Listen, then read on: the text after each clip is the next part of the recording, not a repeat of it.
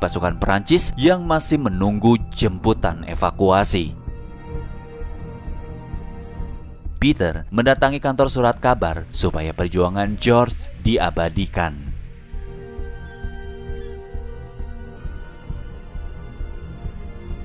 Tommy membacakan sebuah berita bahwa ini hanya permulaan. Kepulangan mereka bukan karena kalah atau takut, namun semata-mata untuk mempersiapkan kembali perang selanjutnya yang jauh lebih besar. Akhirnya Ferrier bisa menyelamatkan diri, namun ia mendarat di garis pertahanan musuh dan tertangkap.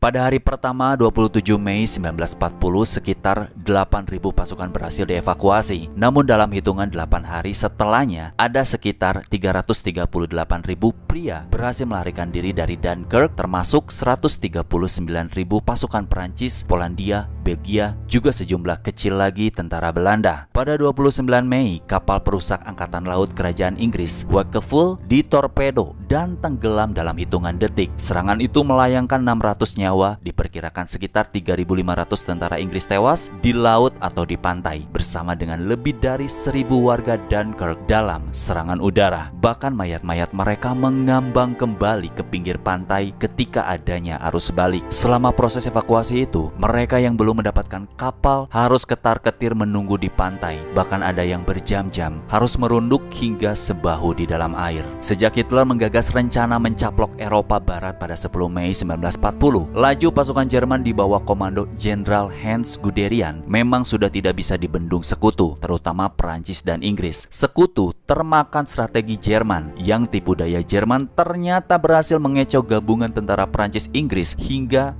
terbelah dua. Umpan Jerman yang memusatkan kekuatan besarnya dengan menyerbu Belanda dan Belgia termakan oleh Perancis-Inggris. Sebaliknya, dari sayap kiri, yaitu Pegunungan Ardennes, tank-tank dan pasukan bermotor Jerman terus menerobos leluasa hingga mampu membelah kekuatan Perancis-Inggris di Dunkirk. Jenderal Guderian dan ribuan pasukan hanya sejengkal dari Dunkirk, tinggal tarik pelatuk. Ratusan ribu tentara Inggris-Perancis dijamin mati konyol di sepanjang pantai pelabuhan Belgia itu. Tiba-tiba semua berubah total. Dewi Fortuna masih berpihak pada Perancis-Inggris tanpa bisa dimengerti dan ditawar oleh Guderian. Hitler memerintahkannya untuk berhenti. Orang nomor satu di Jerman itu menitahkan Guderian untuk tidak maju selangkah pun ke Dunkirk. Jenderal Guderian pun taat. Ratusan ribu tentara Prancis-Inggris akhirnya selamat. Dunkirk gagal menjadi ladang pembantaian. Itu justru karena perintah Hitler sendiri. Ini menjadi blunder. Apa maksudnya Hitler menghentikan laju pasukan Jerman menghantam musuhnya? Sampai kini, perintah Hitler untuk tidak menghabisi semua tentara di Dunkirk itu masih menjadi teka-teki yang belum terpecahkan dalam tragedi Perang Dunia Kedua